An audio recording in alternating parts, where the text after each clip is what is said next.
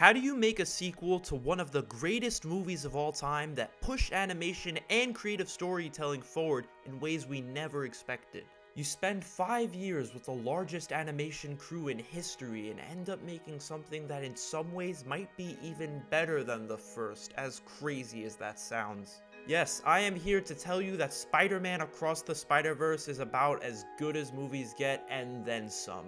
You see, many are going into this expecting cameos galore and a multitude of multiverse shenanigans, which definitely are both things you can expect, and of course those things are fun and there's lots of surprises as well as countless Easter eggs, and not just the background but the writing too. Yet there is just so much more than that. Like, if the movie didn't even have all that, it would still be great. That stuff is just the cherry on top of the absolutely bombastic sundae underneath. Because unlike the MCU, which uses the multiverse as an excuse to go, hey, look, it's this guy in this role, here it's used as a compelling vehicle for a really unique story. You see, as the second of 3 planned films, this movie places itself as the Empire Strikes Back of the trilogy, upping the stakes, introducing the characters to new worlds and conflicts, all the while being absolutely emotionally devastating. It's also a part 1 in a Dune sort of way, but as much as I love Dune, that movie was like 90% setup, and while lots of major plot points are set up towards the end of this movie, it's still very much its own thing. Miles Morales and Gwen Stacy are back, as their universe is Spider-Man and Spider-Woman respectively. But this time, there's also a secret spider society full of pretty much every Spider-Man iteration you've ever heard of. Everyone from the Spectacular Spider-Man to the PS4 Spider-Man to Japan Spider-Man. But as for the ones that actually have more than one line of dialogue, the main players include Spider-Woman, Spider-Bite, and my favorites, Spider-Man India and Spider-Punk. Those two are a lot of fun, and the world will know the names of Pavitr Prabhakar and Hobie Brown.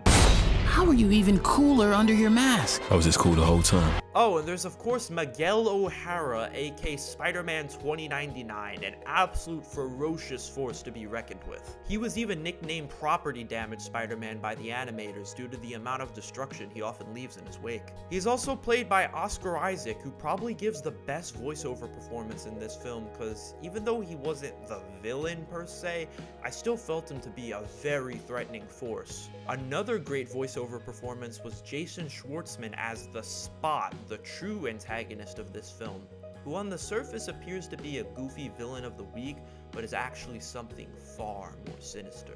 Multiverse, Spider Society, family drama. You really don't want to know too much about this movie besides that it's everything you're expecting and more. It continues what the first movie started, as in pushing filmmaking forward, since every single centimeter of every shot is beautifully layered and carefully animated. I actually felt pain for the animators watching this movie, as the whole presentation seemed wildly impossible to create due to just how intricate and unique all the worlds were, and just how much was constantly going on in each shot. Not to mention how many characters there were in this movie. Everybody involved with making this movie should be beyond proud of their work, especially writers Phil Lord and Christopher Miller, who just continue to knock it out of the park. It's absolutely wild that the fact that this was animated is probably going to prevent it from getting nominated for Best Picture next year, but oh well, screw the Oscars. I also mentioned family drama since Miles' family as well as Gwen's family plays a huge role in the emotional pathos of this movie, with Gwen almost feeling like a co-protagonist with Miles. If the first movie was about how anyone could be a hero and the importance of finding community, this one is about breaking tradition and not following these traditions just because you're told to by those around you, as well as rising to become a stronger version of yourself. The ways the movie deals with those themes are definitely spoilers, but I promise you, the wait will be well worth it. So you're probably wondering, do I have complaints about this movie? Well, like most perfect movies, like let's say, I don't know, The Apartment, the only flaws is that some scenes are more exciting than other scenes. And also, of course, that March 29th, 2024 can't come soon enough. It's spectacular and it's amazing. So don't walk, run, fly, web sling to the theater, and bring all your friends and family. And if you go alone, tell them that you just saw the heart-stopping, pants-dropping, nerve-stocking, heart-rocking, booty-shaking, nerve-breaking, love-making, Viagra-taking, history-making, legendary Spider-Man Across the Spider-Verse. 10 out of 10.